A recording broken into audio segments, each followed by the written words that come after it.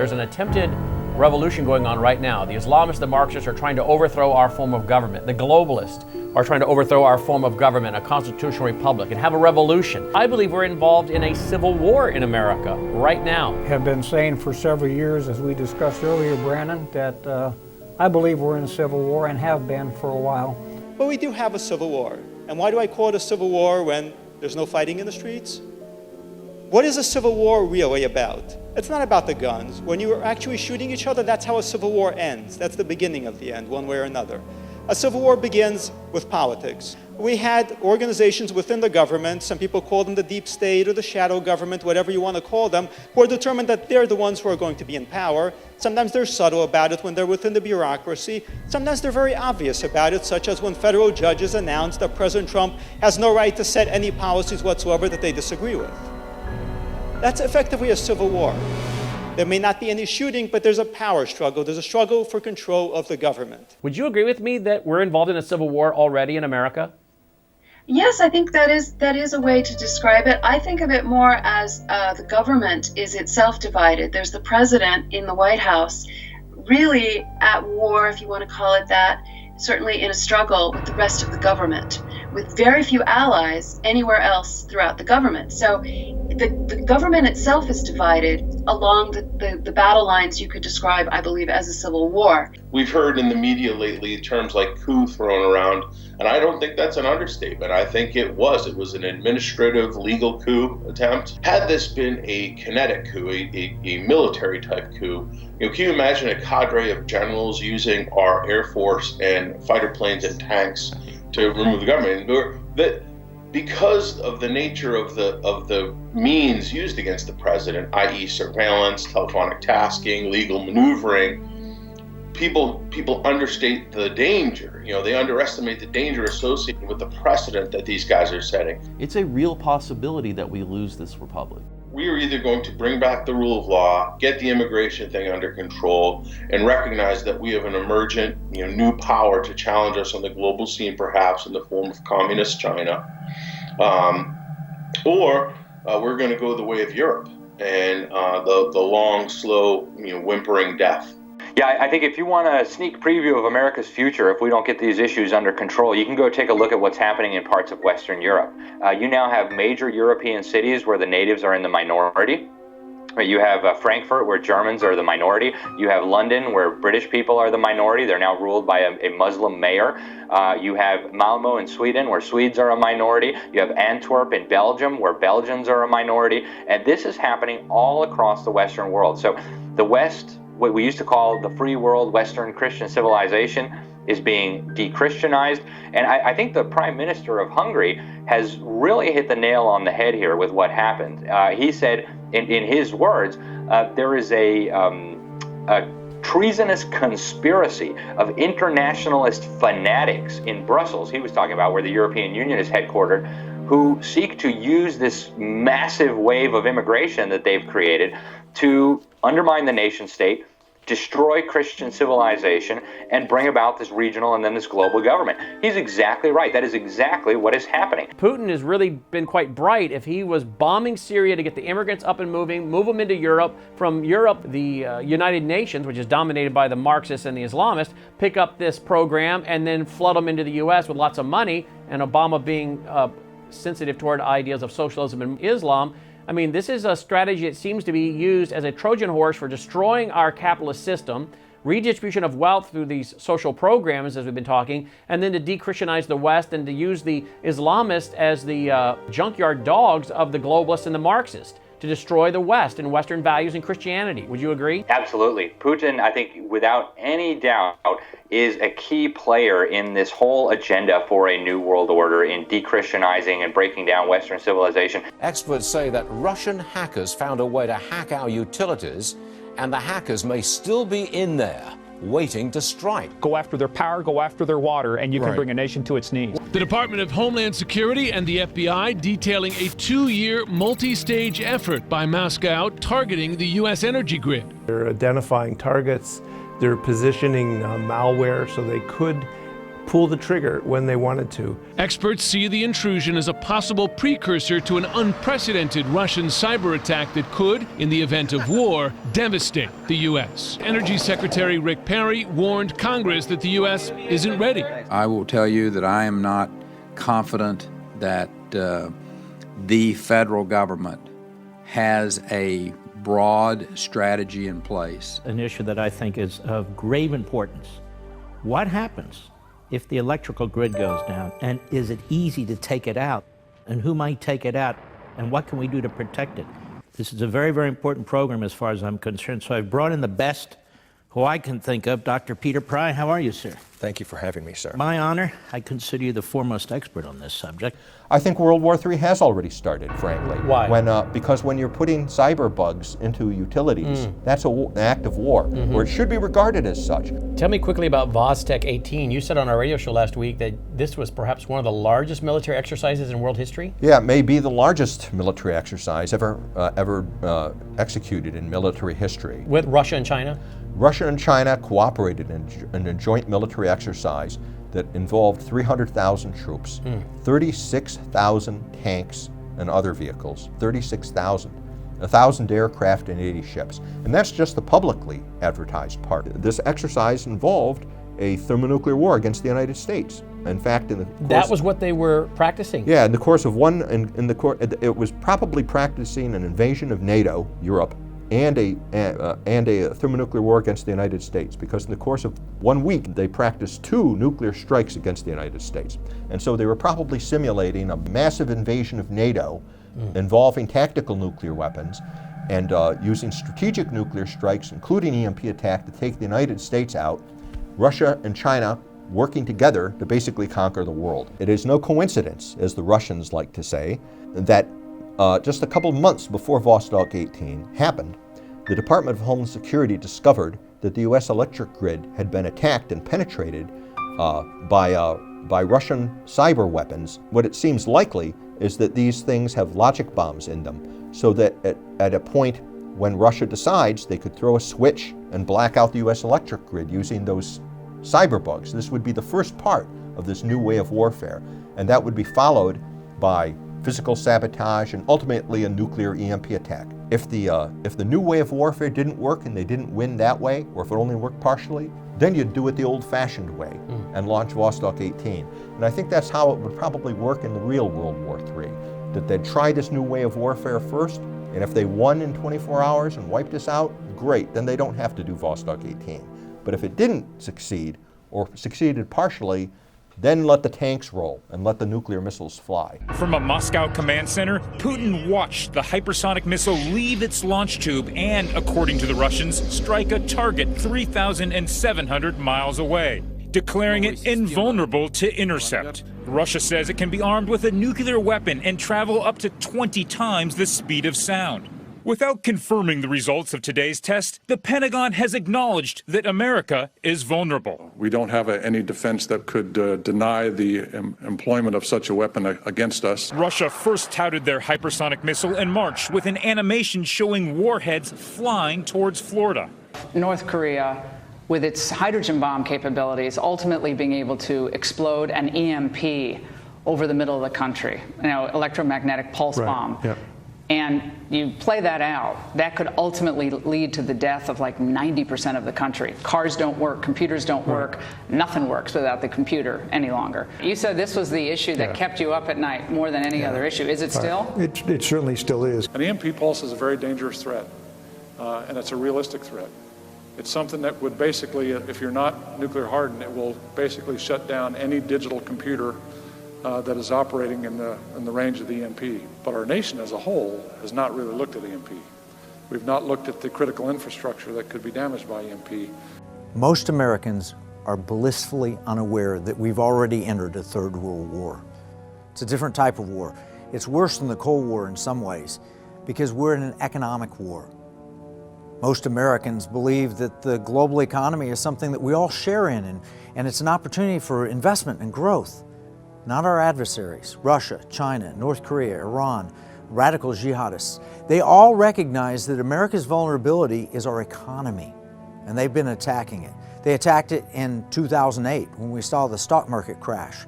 Hidden behind there, and I did the Pentagon research on this, was clear evidence Russia and some radical elements in the Middle East wanted to take our economy down once and for all.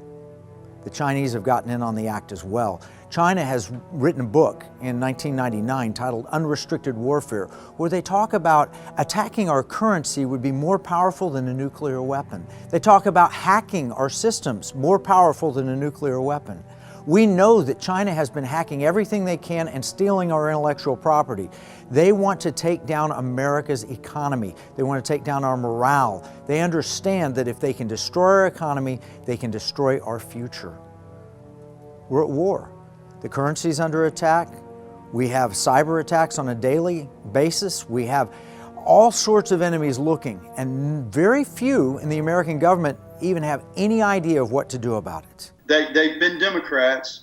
They finally became liberals, and they were okay with that. They became the left. They were okay with that. And now they're openly calling themselves socialists. It's not socialism. It's Marxism. Yes. Make no mistake. Islam is not right now in the middle of everything that's going on in this country, but Marxism is. Yes. It's in the middle of the government. It's in the middle of the border crisis. You take somebody like Ilhan Omar. The Americans need to know who this enemy is. They need to know, they need to be informed about this enemy. And she is proving how evil, not Muslims are, but she is proving how evil Islam is. That's what she is doing right now if people will watch her. She is a jihadi from head to toe.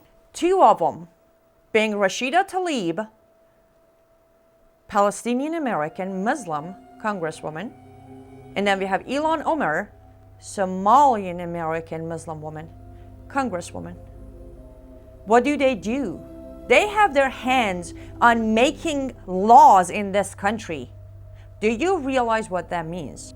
As part of political system of a country is a form of Islamization where you go in and gradually replace the law of the country with Sharia being Islamic law. The only thing Rashida Tlaib had to say was wrap Palestinian flag around her and dance, say as a proud Palestinian, I am the first Palestinian to be elected. None of these two ladies ever mentioned anything about America or being an American.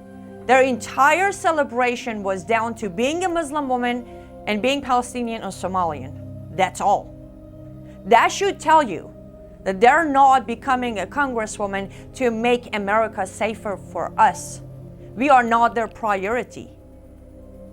The very first step Ilhan Omar took was to make sure to remove a 181-year ban so she can walk in with her headscarf, which is Sharia. Omar wears a hijab, which according to the Quran 33:59 tells women to cover so they won't get molested. Is her adherence to this Islamic doctrine indicative of her adherence to Sharia law, which in itself is antithetical to the United States Constitution? Very few Americans are even aware that Hamas is in America. They might hear the news that Hamas is shooting rockets over into Israel, but they're not aware that Hamas is in America. Not only is Hamas in America, Hamas has infiltrated your local police departments, very likely. They've likely infiltrated, to some degree, your local sheriff department. They've likely infiltrated many of the leaders in your religious community. They've likely infiltrated at the highest levels of your state government. And we know for a matter of fact, they have infiltrated at the highest levels of our federal government. In fact, some of their allies and proponents are in the United States Congress. They have openly won elections, and they are aligned with the terrorist organization Hamas. What I regard as the Islamic movement in this country is largely a communist movement. Now, the communists decided very, very early on that rather than try and suppress Islam in their territories, they were going to use Islam as a battering ram against the West. The AFL-CIO completely reversed itself from opposition to illegal immigration to complete support for illegal immigration amnesty. 100% reversal. And this very quickly became Democrat policy. Now, the reasons the Democrats and the communists want this is very simple, because they have lost so much of their traditional working class base by being such raving left-wing lunatics that they have to import more voters from overseas, and the legals across the border from Mexico are a great way of doing that. About 70% of households with an illegal alien in them live off welfare and on the backs of American taxpayers. Since illegal aliens are heavily dependent on welfare, once they get the amnesty and the American citizenship Socialist Democrats desperately seek to bestow, that makes them reliable Socialist Democrat voters. After all, Socialist Democrats are the party for taking much-needed money from hard-working American taxpayers to pay for welfare for those who prefer to vote for a living rather than work for one. Socialist Democrats covet political power, and they see open borders, amnesty, and illegal aliens voting as the way to get it. That is why so many Socialist Democrat cities, like San Francisco, are passing laws that allow illegal aliens to register to vote and vote in American elections, regardless of how badly this denies American citizens control over their own governments. If they can give full amnesty to 11 or 22 million voters, they've basically got the country forever. In Florida, we elected a governor that is a 100% constitutionalist. He's a strong man. He's a strong man of faith. The people of Florida were fortunate enough and blessed enough to elect him, but by 32,000 votes. And the man that he ran against and that he beat was not a Democrat. He was as far as he could be to the other side. He is a Marxist. He's a Marxist, and that's how close it is in Florida. 32,000 votes. This is the dialectical materialism of Karl Marx that we've explained before. You have to have the internal conflicts coming into the house. At the foundation of our house is the Constitutional Republic. So if you have the foundation as a Constitutional Republic, and then you have the House, America, you have these internal conflicts coming in that are competing, that are contradictions to the free market system, to the definition of family, to religious liberty, to a legal system that is based on absolute truth. And so you have all of, and you just keep going on in the area of law, science, economics, history, family, social issues, all of these conflicts that come against the cultural morality, until the internal conflicts begin to change the values of the people living in that house, America. And once their values have changed, they don't want to keep the same foundation anymore. Their values have now so changed, they don't want a constitutional republic. They want democracy, mobocracy, the rule of the 51%, utilitarianism, whatever gives me the most pleasure over pain, whatever benefits the group. No more about individual liberty or freedom. It's about the group, socialism, the group, communism. No longer the law being individuals coming together collectively to defend individual liberty, but now the individual rights are destroyed for the collective good of the group. Yes. And you can't do that without the conflict of dialectical materialism. That's it in a nutshell. The same people that gave you Black Lives Matter are the same people who gave you the concept of white privilege. So Black Lives Matter, blacks are being oppressed, so therefore we've got to accept any demand they make for reparations, for increased welfare, for affirmative action. And if we oppose that, it's because we suffer from white privilege and are unconscious racists. And if we are racists and we promote those views, we are guilty of hate crimes, and hate crimes are illegal and can be shut down. So, and the same principle is applied to the Muslim community in this country. So you cannot criticize Islam because then you're a hater. If they had come out and said, we're going to put together world government, we're going to put together world socialism, that would have been rejected. But when they, again, use this excuse of environmental disaster, and of course climate change became the the real effective tool in that. Started out as global warming, but then, golly, things started getting colder. So, well, now climate change. So anything that happens in the climate now fits their mold. The city of Minneapolis, the mayor has declared that zoning to protect single-family homes is racist. Islam and Marxism, they do have the same goal. And the goal is to burn down America as we know it and build their delusional utopia on the ashes left behind. Many Americans assume that all is peaceful and well with their northern neighbor. But security experts here warn that by welcoming radical Islamists, Canada now presents a danger to the United States. Terrorism expert David Harris, who worked for CSIS, Canada's spy agency, told us a major attack on the United States by Muslim extremists based in Canada is only a matter of time. Many years ago, I suggested that many of the Islamist extremists might regard Canada as an aircraft carrier from which to maintain operations against the United States. Canada is becoming a foundational sort of place for Islamists of all stripes, including the Iranians, by the way. I happen to have been an expert witness in a case called the Havlish case about 9/11, which in 2011 concluded with Judge George Daniels in the Southern District of New York ruling from the bench that not only Al-Qaeda, but that Iran and Hezbollah were co-responsible for those attacks of 9/11. Saudi Arabia and Iran reached a deal, an agreement, whereby when the Saudi hijackers came to and across Iranian borders for the training they did inside of Iran, yes, Iranian intelligence acquired jumbo jet 737, 757 simulator trainers in East Asia that they used and trained on inside of Iran. When they came across those borders, there was some kind of a mark, and that is still classified. We don't know what the mark was, but some kind of mark put inside those Saudi passports so that the Iranian border guards were trained to look for it and not stamp their passports.